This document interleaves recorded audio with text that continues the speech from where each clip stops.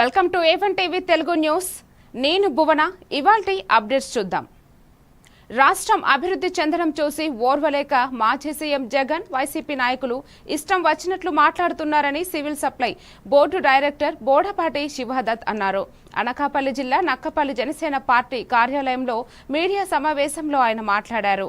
మీ సంగతి తెలిసే ప్రజలు మిమ్మల్ని ఇంటిలో కూర్చోబెట్టారని ఆయన వైసీపీని విమర్శించారు. తనపై వచ్చిన ఆరోపణలను నిరూపిస్తే రాజకీయ సన్యాసం తీసుకుంటానని సవాల్ విసిరారు. సివిల్ సప్లై కార్పొరేషన్ డైరెక్టర్ ఆగిరపేట నియోజకవర్గం. ముఖ్యంగా ఈ మీడియా సమావేశం ఆంధ్ర రాష్ట్ర అభివృద్ధిని చూసి ఓర్వలేక వైసీపీ పేటీఎం బ్యాచ్ కొన్ని తప్పుడు ప్రచారాలు చేస్తూ ఉంది. అందులో భాగంగా మీరు చూశారు, నిన్న కాక మొన్న ఒక సాక్షి ఛానల్లో లైవ్ డిబేట్లో సీనియర్ జర్నలిస్ట్ చేసిన వ్యాఖ్యలు మీకు తెలిసిందే. మరి అమరావతి రాజధాని నిర్మాణాన్ని ఆనందంగా చూడాల్సింది పోయి చాలా అసహ్యంగా మాట్లాడిన సందర్భం ఇది. బ్లాక్ డే, ఇలాంటి దుస్థితి రాకూడదు. ఒక తెలుగు వాడు అయ్యుండి, ఆంధ్ర రాష్ట్రానికి సంబంధించిన వాళ్ళు అయ్యుండి, ఆంధ్ర రాష్ట్ర అభివృద్ధి, ఆంధ్ర రాష్ట్ర రాజధాని ఈరోజు తెలంగాణ నుంచి విడిపోయిన తర్వాత ఇంత అద్భుతంగా ఆంధ్ర రాష్ట్రంలో మరి మనం అభివృద్ధి చర్యలు చేపడుతుంటే ఏం చేయాలో తెలియక దిక్కుతోచని స్థితిలో మరి మాట్లాడకూడని పదజాలాలు కూడా వాడుతున్నారు అని అంటే చాలా బాధాకరం. దీనిని తీవ్రంగా ఖండిస్తున్నాం. జర్నలిస్ట్గా ఉండి కూడా అతను అలా మాట్లాడాడు. మరి ఈ ఛానల్ ఏ విధంగా పనిచేస్తుంది? నా అనుకునే వాళ్ళు ఎవరు కూడా ఇలాంటి చర్యల్లో లేరు. కానీ జనసేన పార్టీ నాయకులు ఎప్పుడూ చెప్తా ఉంటారు, నాతో నడిచేవాడు నా జనసేన పార్టీ నాయకుడు అవుతాడు, నాతో నడిచేవాడు నా భావాజాలను తగ్గట్టు ఉండేవాడు నా జన సైనికుడు అవుతాడని చెప్పి ఆ విధంగానే మేము పనిచేస్తూ ఉన్నాం. పవన్ కళ్యాణ్ గారు జోలికి వచ్చినా, మరి మా నాయకత్వం జోలికి ఎవరు జోలికి వచ్చినా సరే మేము సహించేది లేదు. ఇలాగే రియాక్ట్ అవుతాం, ఖచ్చితంగా చేస్తాం. నిన్నగాక మొన్న పేడ విరగడైంది కార్యక్రమం చాలా అద్భుతంగా చేశాం. మొన్న గ్రేట్ ఆంధ్ర వెబ్ ఛానల్లో మరి జన సైనికులు పవన్ కళ్యాణ్ గారిని కలడానికి లబోదిబోమంటున్నారని తప్పుడు వార్త ప్రచురిస్తే దానికి సాక్ష్యాధారాలతో సహా మీరు రుజువు చేస్తూ మరి ట్విట్టర్ ఎక్స్ వేదికగా మేము. చిత్తూరు జిల్లా ప్రముఖ పుణ్యక్షేత్రమైన అరగొండ శ్రీ అర్ధగిరి వీరాంజనేయ స్వామి ఆలయ హుండీ లెక్కింపు వివరాలు ఈవో వెల్లడించారు. 2025 మార్చి 27 నుంచి జూన్ 9 వరకు అంటే 75 రోజుల వ్యవధిలో స్వామివారి హుండీలో వచ్చిన మొత్తం నగదు 9,48,149గా వచ్చినట్లు తెలిపారు. సోషల్ మీడియాలో ప్రచారంలో ఉన్న తప్పుడు సమాచారం, అపోహలను నమ్మవద్దు అని, ఏవైనా సందేహాలుంటే నేరుగా ఈవో ఆఫీసును సంప్రదించాలని సూచించారు. ఆలయ ప్రతిష్టను కాపాడటం మనందరి బాధ్యత అని ఆయన స్పష్టం చేశారు.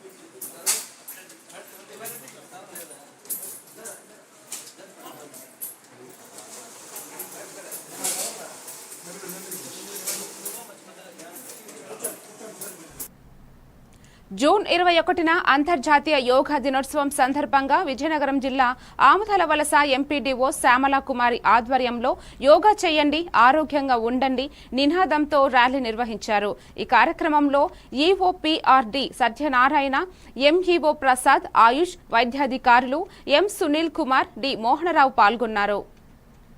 యోగా చేయండి, ఆరోగ్యాన్ని కాపాడండి, చేయండి, ఆరోగ్యాన్ని కాపాడండి, చేయండి, ఆరోగ్యాన్ని కాపాడండి, చేయండి, ఆరోగ్యాన్ని కాపాడండి, చేయండి, ఆరోగ్యాన్ని కాపాడండి, చేయండి, ఆరోగ్యాన్ని కాపాడండి, చేయండి, ఆరోగ్యాన్ని కాపాడండి, చేయండి, ఆరోగ్యాన్ని కాపాడండి, చేయండి, ఆరోగ్యాన్ని కాపాడండి, చేయండి, యోగా చేయండి, నమస్కారం వేయండి, ఆరోగ్యాన్ని కాపాడండి.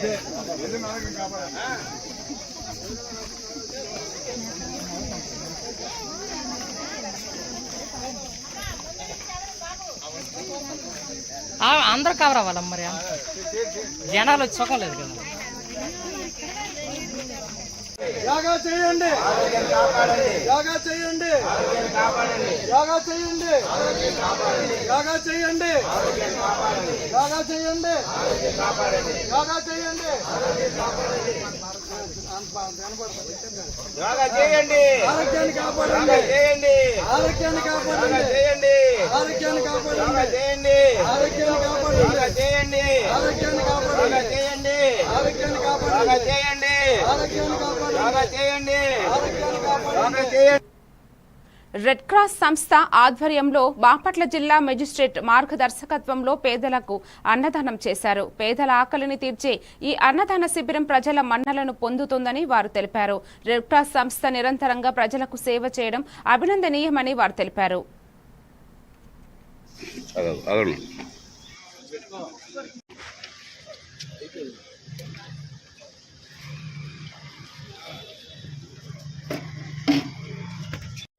బాపట్ల జిల్లా ఏర్పడి ఇప్పటికి 3 సంవత్సరాలు. ఈ 3 సంవత్సరాల్లో కలెక్టర్ గారి ఆఫీస్ ఇక్కడ ప్రారంభించిన కాడి నుంచి కూడా ఇక్కడికి వస్తున్న అర్జీదారుల కోసం రెడ్ క్రాస్ సొసైటీ అల్పాహారం ఏర్పాటు చేశాము. ప్రతి రోజు కూడా ప్రతి సోమవారం ఇక్కడికి వచ్చే అర్జీదారులకి ఏదో ఒక టిఫిన్ కానివ్వండి, పెరుగన్నం కానివ్వండి, ఇట్లాంటి రకరకాల వస్తువులతో వాళ్ళకి భోజన సదుపాయం లాంటిది ఏర్పాటు చేయడం జరిగింది. అట్లాగే కలెక్టర్ గారు ఇది వచ్చిన వాళ్ళకి సరిపోదేమోనాయా అని చెప్పిన గత 3 నెలల నుంచి కూడా అందరికీ తృప్తిగా తినడానికి భోజనం ఎంత కావాలంటే అంత మీరు వడ్డించండి అని చెప్పిన మా రెడ్ క్రాస్ సభ్యులు అడిగిందే తడవు మేమందరం కూడా ఒప్పుకొని గత 3 నెలల నుంచి కూడా శ్రీకాళహస్తి ఆలయంలో వెలసిన మృత్యుంజయ స్వామి వారికి భక్తులు విశేష అభిషేకం నిర్వహించారు. ముందుగా ఆలయ అర్చకులు మృత్యుంజయ స్వామి పలు రకాల సుగంధ ద్రవ్యాలు క్షీరంతో అభిషేకించారు. అనంతరం స్వామికి ధూపదీప నైవేద్యాలు సమర్పించారు. మృత్యుంజయ స్వామిని దివ్యమానంగా అలంకరించి భక్తులకు దర్శన భాగ్యం కల్పించారు. ఈ కార్యక్రమంలో భక్తులు అధిక సంఖ్యలో పాల్గొని మొక్కులు తీర్చుకున్నారు.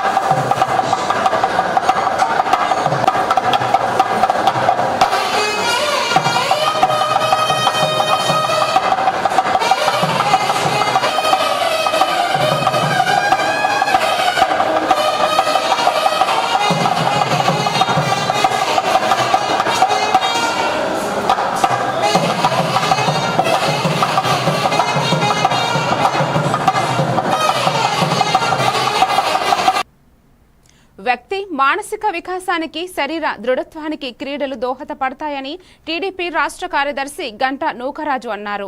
డ్రాగన్ మార్షల్ ఆర్ట్స్ అసోసియేషన్ ఆధ్వర్యంలో విశాఖ భీమిలి గొల్లలపాలెంలో జరిగిన వేసవి కరాటే శిబిరం ముగింపు కార్యక్రమానికి ఆయన ముఖ్య అతిథిగా హాజరయ్యారు. విద్యార్థి దశ నుండే తల్లిదండ్రులు పిల్లలను క్రీడల్లో ప్రోత్సహించాలని అన్నారు. ప్రిన్సిపాల్ స్వర్ణ మాట్లాడుతూ విద్యార్థులకు క్రీడలతో పాటు చదువు కూడా చాలా ముఖ్యమని అన్నారు. రెండింటిని రెండు కళ్ళుగా చేసుకుని అడుగులు వేయాలని ఆమె అన్నారు.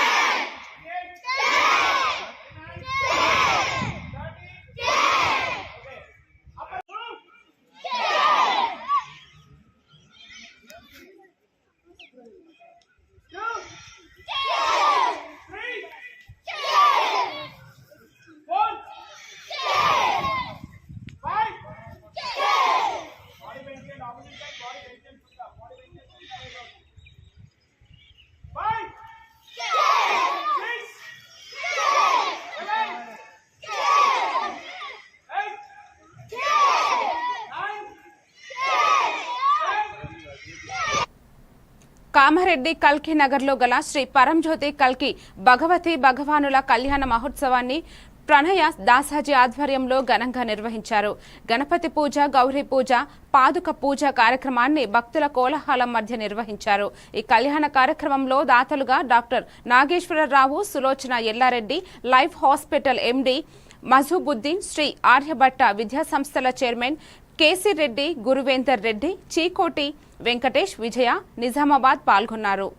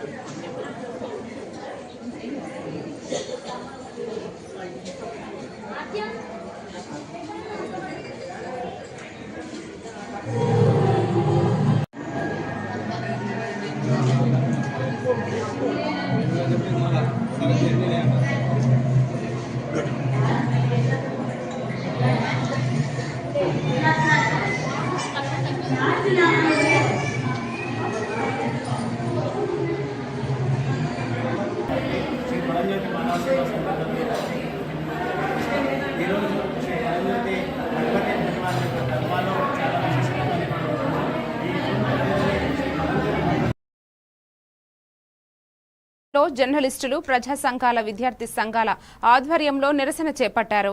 ఈ మేరకు జిల్లా కేంద్రంలోని మున్సిపల్ కార్యాలయం ఎదుట ఉన్న అంబేద్కర్ విగ్రహం వద్ద నల్ల బ్యాడ్జీలు ధరించి నిరసన వ్యక్తం చేశారు. సాక్షి సీనియర్ జర్నలిస్టు కొమ్మినేని శ్రీనివాసరావును అరెస్టు చేయడానికి తీవ్రంగా ఖండించారు. వెంటనే ఆయన విడుదలను చేయాలని డిమాండ్ చేశారు. ఈ కార్యక్రమంలో ప్రజా సంఘాల నాయకులు, విద్యార్థి సంఘాల నాయకులు, జర్నలిస్టులు తదితరులు పాల్గొన్నారు.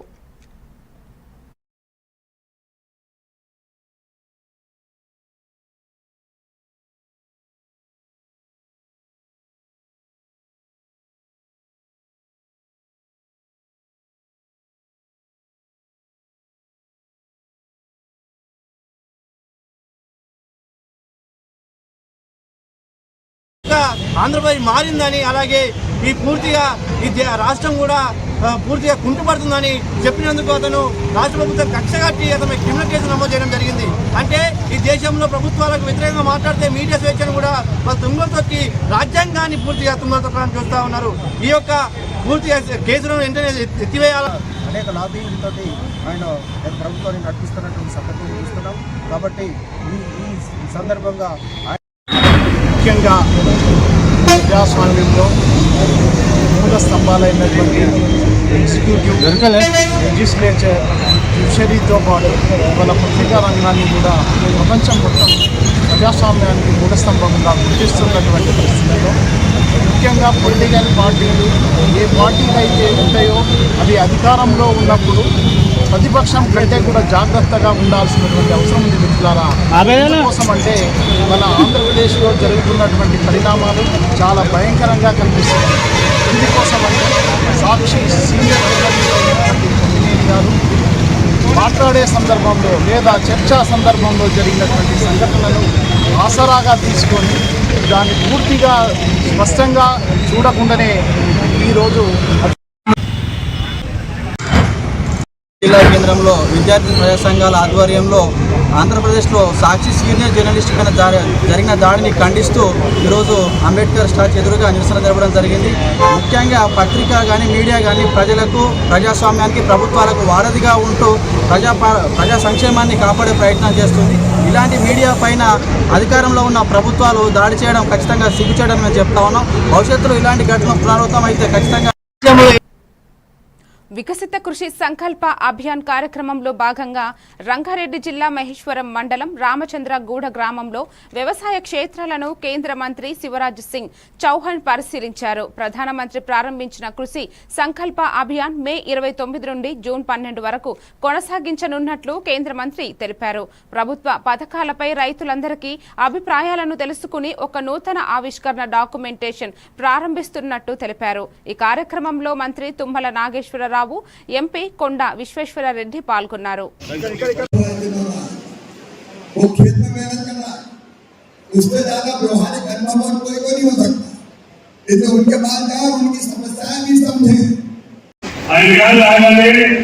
భారతదేశంలో వ్యవసాయానికి మంచి రోజులు వచ్చాయి.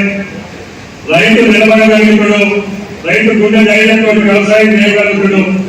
కాబట్టి జవహర్ గారి వ్యవసాయదారులుగా ఆ రాష్ట్రంలో మధ్యప్రదేశ్ లో అనేక సంవత్సరాలుగా రైతాంగానికి మేలు చేసినటువంటి వ్యక్తిగా, భారతదేశం మొత్తానికి చేసినటువంటి వ్యక్తి చౌహాన్ గారు. ఆయన గారు కేంద్ర మంత్రి అవగానే మనకి కోటి ఆశలు వచ్చినాయి. భారతదేశంలో రైతు నిలబడగలుగుతాడు, భవిష్యత్తులో వ్యవసాయానికి పండుగ చేసుకోవచ్చు.